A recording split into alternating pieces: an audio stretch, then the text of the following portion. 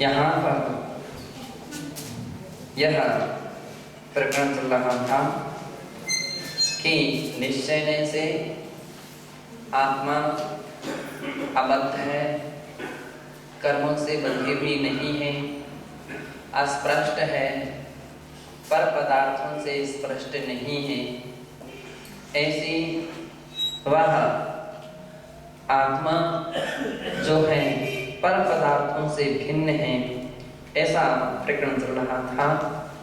इसी बात के लिए सविस्तृत रूप में आचार्य महाराज कहते हैं किंच तत्रैव भणितम्। उस ही ग्रंथ में यानी समय सार में 324, 49 और 56वीं गाथा में कहते हैं। इसके पश्चात कहते हैं एवं निश्चयेन यदा जीवो देह रहितः कर्म नो कर्मभिः रबद्धस्य स्पृष्टस्य वर्तते तर्हि तस्य अवस्थादि परिग्रहस्य सद्भावो असद्भावो वेति निरूपणं कथमपि न संगच्छते। कह रहे हैं कि इस प्रकार से निश्चयेन यदा, निश्चय से जब यह जीव देह रहितः, देह से रहित है, शरीर से रहित है, कर्म नो कर्म भी अबद्धश्च अस्पृष्टश्च, कर्म और नो कर्मों से अबद्ध है, अस्पृष्ट है, तरहि तो तस्य वस्त्रादि परिग्रह से सद्भाव असद्भाव वेत्ति निरूपणं कथमपि। फिर उस शरीर में लगे हुए वस्त्र का सद्भाव या असद्भाव भी निरूपणं कथमपि न संगच्छते, तो उससे किसी भी प्रकार से उसका संबंध उचित नहीं बैठता है। वस्त्र आदि परिग्रह के होने या ना होने का निरूपण किस तरह भी संगत नहीं है, किसी तरह संगत नहीं है। क्यों? शरीर ही अपना नहीं, कर्म नो कर्म ही अपने नहीं, तो अब कर्म नो कर्म से लगी हुई सामग्री वो अपनी नहीं है, तो बना रहे तो भी कोई अंतर नहीं, ना बना रहे तो भी अंतर नहीं। ऐसा किसी प्रश्नकार ने एक प्रश्न किया है। अतएव गृहस्थलिंगम मुनिलिंगम चेति अपि जीवस्य मोक्ष मार्ग रूपता न वहता। इसलिए मोक्ष मार्ग में गृहस्थ और मुनि इस प्रकार से दो प्रकार के कथन भी घटित नहीं होते हैं, वे भी योग्यता नहीं रखते हैं। मोक्ष मार्गस्तु सम्यक दर्शनादि रत्नत्रयम् भवति। मोक्ष मार्ग तो सम्यक दर्शनादि रत्नत्रय से सहित होता है। तत्तु आत्म परिणाम रूपम एव, और वह सम्यक दर्शनादि रत्नत्रय आत्म परिणाम ही है। सन्मोक्ष मार्ग रूपता विभर्ति, और वह ही आत्म परिणाम मोक्ष मार्ग रूपता को धारण करता है। गृहस्थ लिंगादि कम तो नात्म परिणाम भूतम, और गृहस्थ लिंगादि जो हैं वे आत्म परिणाम नहीं हैं। अतएव समय सारे गृहस्थ लिंगादि नाम मोक्ष मार्गत्वं निराकृतम्। गृहस्थादि लिंग तो आत्म परिणति रूप होते नहीं हैं। इस दृष्टि से समय सार में गृहस्थ लिंग आदि की मोक्ष मार्ग का निराकरणम कृतम, निराकृतम उसका निराकरण किया है। किसमें निराकरण किया है? समय सार आदि ग्रंथ में। यथा तत्र प्रोक्तम, जैसे कि समय सार की 408 और 411वीं गाथा में कहा है, पासन्ने लिंगाणिया गेलिंगाणी बहुपयाराणी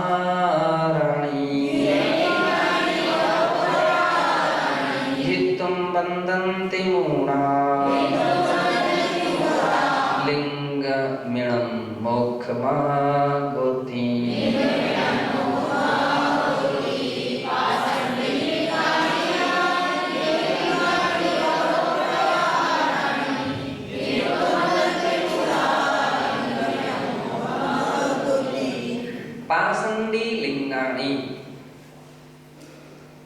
पाखंडी का सीधा अर्थ हो गया पाखंडी।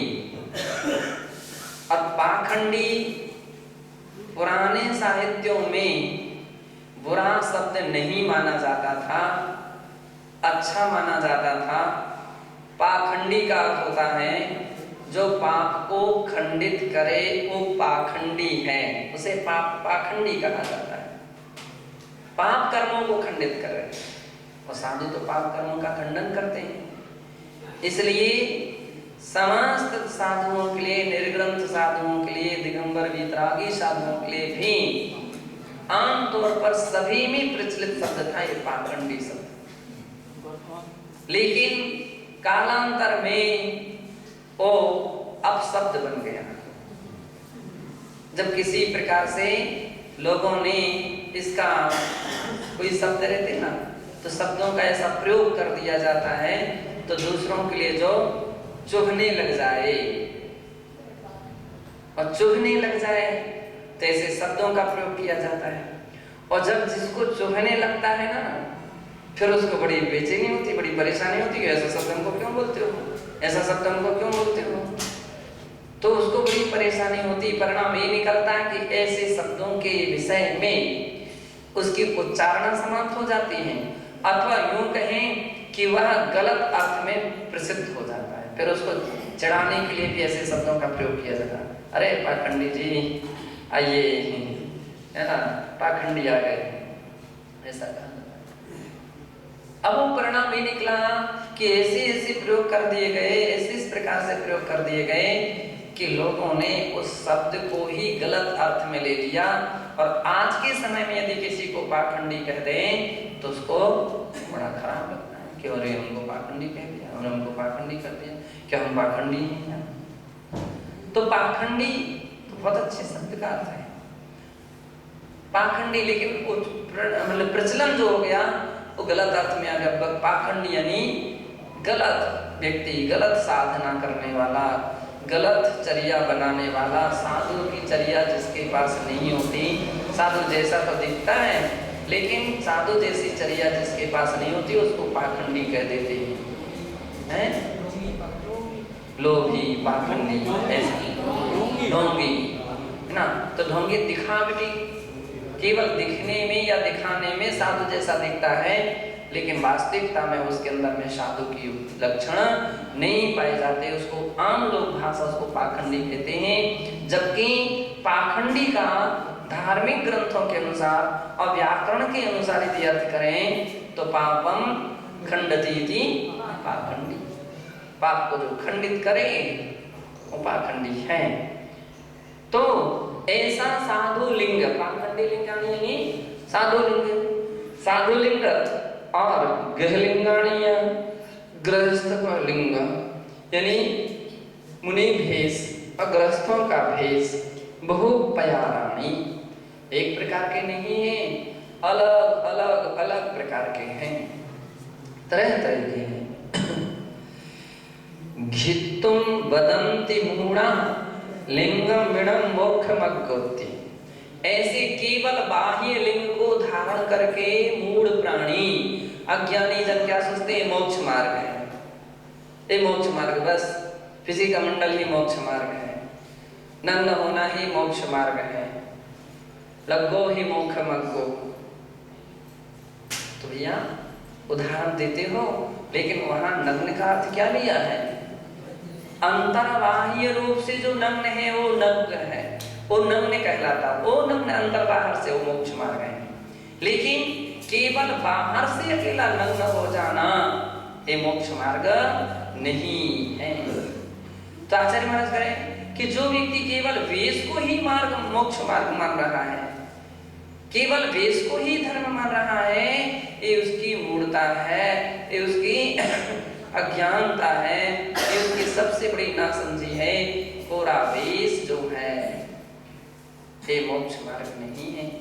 वेश के साथ साथ वेश जैसे भाव भी होना चाहिए, वेश जैसी चर्या भी होना चाहिए, उस वेश की तरह चर्या होना चाहिए, उस प्रकार के भाव होना चाहिए, ऐसी अपनी दृढ़ प्रतिज्ञा होना चाहिए।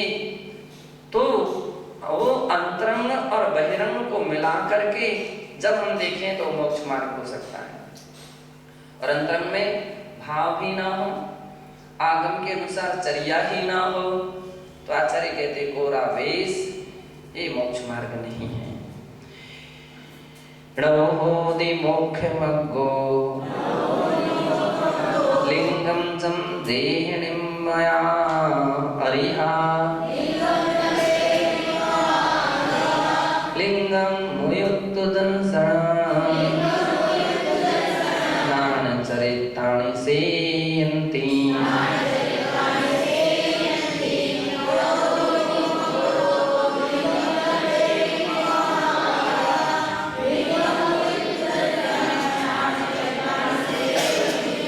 कह रहे हैं ण होदि मोक्ष मग्गो लिंगम, केवल लिंग केवल वेश मोक्ष मार्ग नहीं है, ना हुआ है। जम देहिनिमाय, इसी कारण से अरिहंत भगवान देहिनिमा शरीर से निर्ममित हो गए थे, लिंग से निर्मित हो गए थे। लिंगम मुयत्तु, और तो क्या लिंग को छोड़ करके वेश में उनका ध्यान नहीं था। उन्होंने अपने उपयोग को, अपने ध्यान को इस शरीर से भी हटा लिया था, वेश से भी निर्मुक्त होकर के दंसनान चरितानि शेयन्ति। जब वो अपनी आध्यात्मिक साधना में उतरे तो केवल सम्यक दर्शन, सम्यक ज्ञान, सम्यक चारित्र रूप जो रत्नत्रय है या रत्नत्रय में जो आत्मा है, उस आत्मा का ही सेवन करते थे, उस आत्मा का ही आश्रय लेते थे, उसका ही ध्यान करते थे। ये वास्तविक धर्म जो है वो सम्यक दर्शन ज्ञान चारित्र है, रत्नत्रय ही धर्म है, वही आत्मा का सहज स्वभाव है। इसलिए उस सहज स्वभाव का आश्रय जब जिस समय साधक लेते हैं, उस समय बाह्य समस्त पर द्रव्य संबंधी, पर पदार्थ संबंधी जो उसके संकल्प विकल्प में वे समाप्त हो जाते हैं। फिर उसके लिए इस बात का भान भी नहीं रहता कि शरीर क्या है, किसका है, शरीर से भी विरक्त हो जाते हैं। ऐसी साधना में, रत्नत्रय की साधना में वे अरहंत भगवान युक्त थे।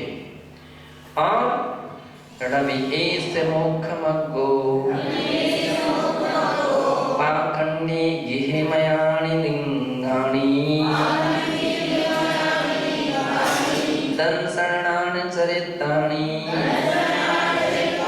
मोक्षमग्गं जनाविति।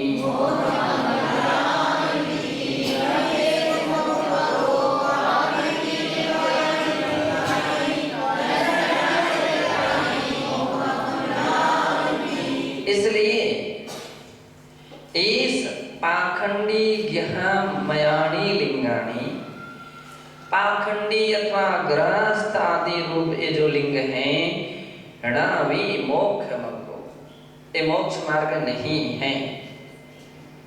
दंसनानि चरितानि मोक्षमग्गं जनाविन्ति, किंतु दर्शन ज्ञान चारित्र ही मोक्ष मार्ग है, ऐसा जनाविन्ति जिनेंद्र भगवान कहते हैं। तम्मा है ना कि सम्यक दर्शन ज्ञान चारित्र ही मोक्ष मार्ग है। तम्मा जहतु लिंगे साधारणगारे हि वागहि दंसनानि चरिते अपाणं जुञ्ज मोक्षपहि।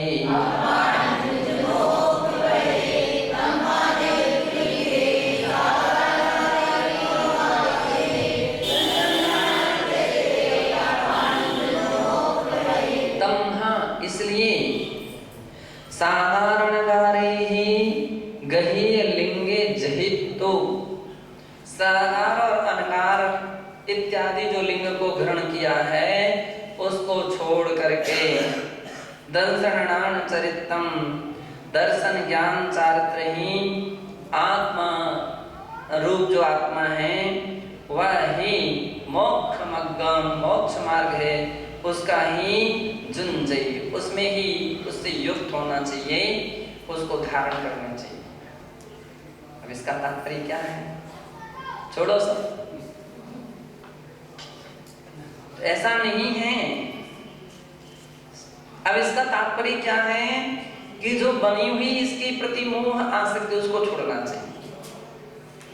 बतलाते हैं कि आचार्य शांति सागर जी महाराज ने जिन देवप्पा से मुनि दीक्षा ली थी तो वो बहुत भोले भाले होंगे, सरल प्रकृति के होंगे।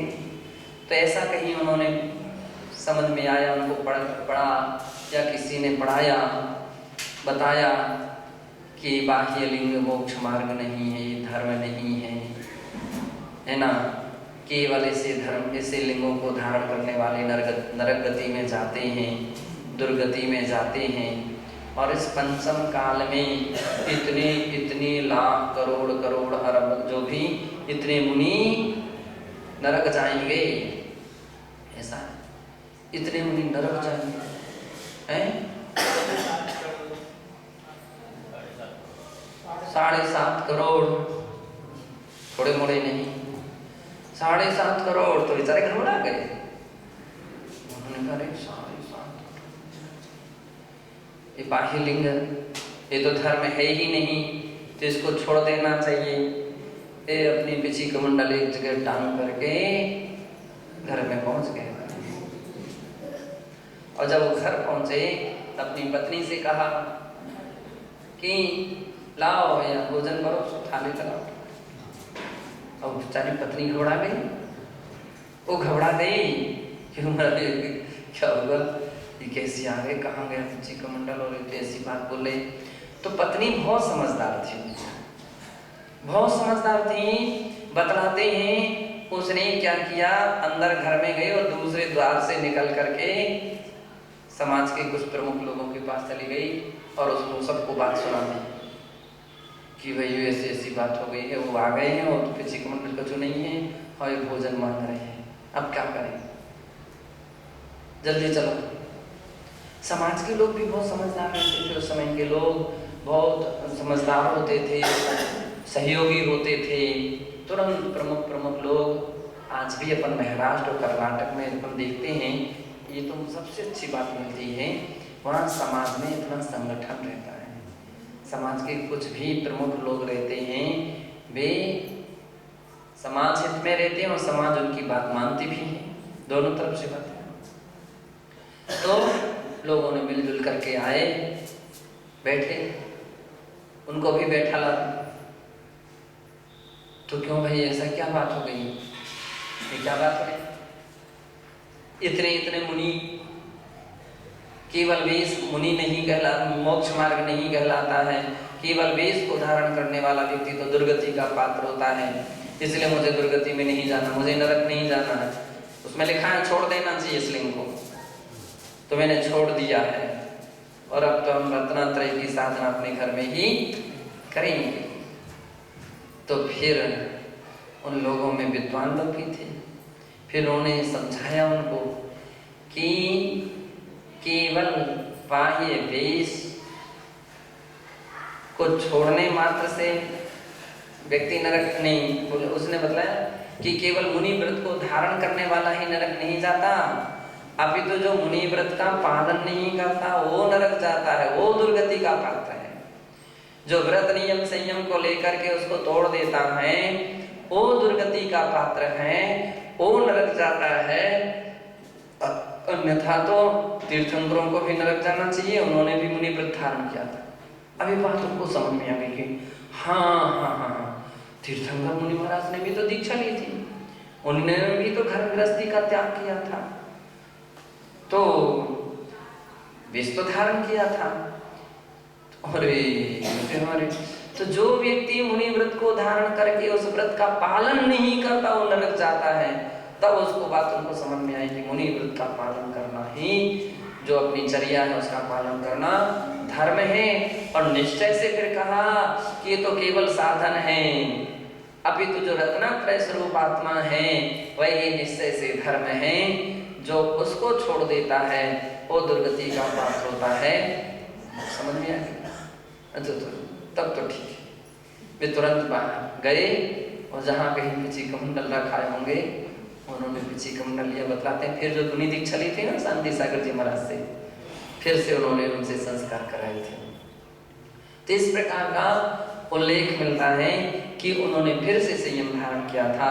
कहने का तात्पर्य है कि जो लोग केवल इस मान्यता में बैठे हुए हैं, अच्छो रहो, घर छोड़ दो, बनी बनाई सब व्यवस्था मिलती है, खूब सेवा होती है, खूब पूजा सत्कार होता है, बड़ा सम्मान होता है, कुछ नहीं करना पड़ता है, वो भ्रांति में है, वे भ्रम में है। केवल इस प्रकार के भ्रम में रह करके दुर्गति के पात्र नहीं बनना चाहिए। ये भ्रांति निकाल देना चाहिए। ये जो कुछ मिल रहा तुम्हारे पूर्ण पुण्य से मिल रहा है। लेकिन आज यदि तुम अपने व्रत के अनुसार, अपने नियम संयम के अनुसार अपनी चर्या नहीं बनाओगे, अपने व्रत नियम संयम का पालन नहीं करोगे, तो दुर्गति के पात्र हो जाओगे, तो दुर्गति जाना पड़ेगा। इसके लिए ये अवश्यंभावी, इसके लिए कोई टाल नहीं सकता है। इसलिए क्या करना चाहिए कि अपने व्रत नियम संयम जो अपन ने धारण किए हैं उसके अनुसार अपनी वृत्ति बनाना चाहिए, अपनी चर्या बनाना चाहिए, ऐसा यहाँ कहा है। एवं सागारा धर्मः अनुगार धर्मस्य इत्यादि भेदा व्यवहारिण व्यवहार धर्मस्य वा निरूपिता। इस प्रकार से सागार धर्म, अनुगार धर्म, ये दोनों धर्मों के भेद हैं। ये केवल व्यवहारिण व्यवहार धर्मस्य निरूपिता, व्यवहार से ये व्यवहार धर्म ही है ऐसा कहा है।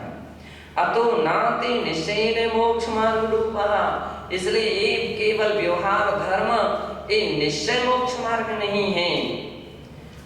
तर्हि निश्चयेन को मोक्ष मार्ग, तो फिर निश्चय से मोक्ष मार्ग क्या है ऐसा पूछने पर उत्तर देते हैं उच्चते, कहते हैं आत्मना शुद्धात्मनि स्थिर निश्चय चारित्रम तदेव निर्वाण साधनम जानीहि। आत्मा के द्वारा शुद्धात्मा में स्थिति रूप जो निश्चय चारित्र है वही निर्वाण का साधन है, मोक्ष का साधन है, ऐसा जानना चाहिए। उत्तम से मोक्ष प्राप्ते, मोक्ष प्राप्त की गाथा 83 में कहा है निश्चयया सैवम् अपम्मि अपने सूरदो सोदिहो सुचरितो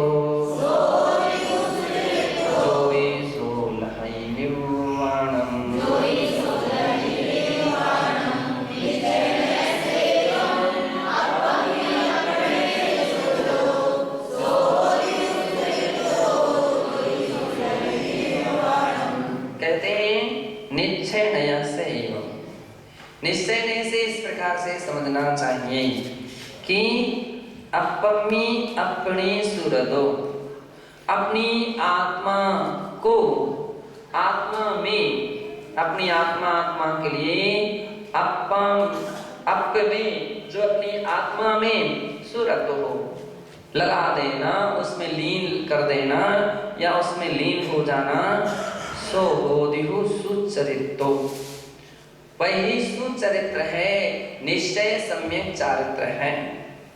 जो ईसो लहि निर्वाणम, ऐसे सम्यक चारित्र से सहित होकर के योगी, अब सम्यक चारित्र से अर्थात सम्यक दर्शन, सम्यक ज्ञान, सम्यक चारित्र से सहित होकर के योगी जन निर्वाणम लहि, निर्वाण को प्राप्त करते हैं। पंचास्तिकाय च विशदीकृतम्, इस बात के लिए पंचास्तिकाय की भी गाथा 161 और 162 में विशेष रूप से विशद रूप से वर्णन किया है। वहाँ कहा है निच्छेणेन भणिदो तिहिते हिम समाहिदो भुजो अप्पा प्रापुणदि किंचिवियर्णम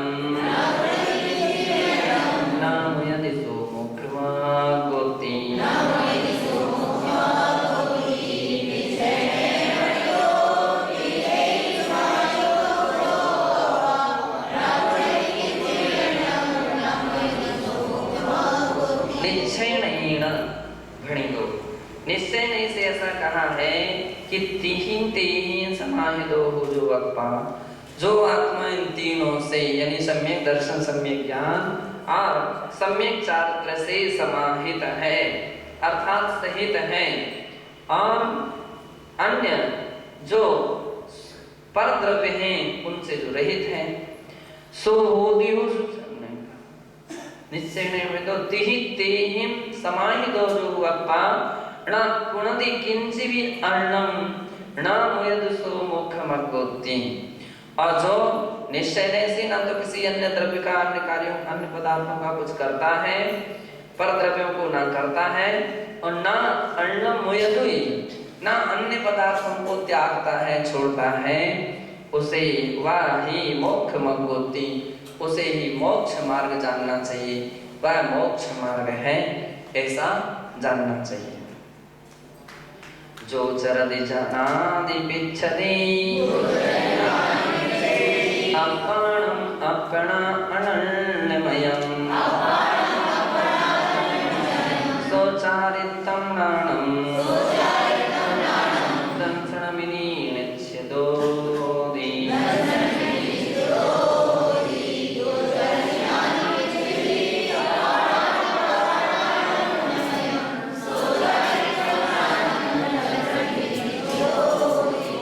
जो चरदि अनादि निच्छति कह रहे हैं जो जीव परम पदार्थ से भिन्न आत्मा स्वरूप में आचरण करता है, कैसा अपण अपना अनन्यमयम, जो आत्मा आत्मा से अनन्यमय है, ऐसी अपनी आत्मा स्वरूप में जो सो चरति चरितम चरण करता है, तो प्राणम दर्शनम यदि निश्चितो होति, उसके ही सम्यक दर्शन, सम्यक ज्ञान और सम्यक चारित्र, ये तीनों की तीनों अवस्थाएं हुआ करती हैं, ऐसा यहाँ जानना चाहिए।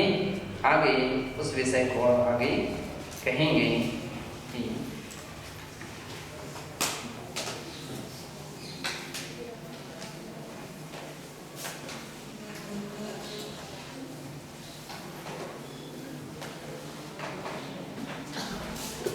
अथा अपराह्निक स्वाध्याय निष्ठापन क्रियायां पूर्वाचार्यानुक्रमेण सकल कर्मक्षयार्थं भाव पूजा वंदना स्तव समीतं श्री शुद्धभक्ति काय स्वरूपं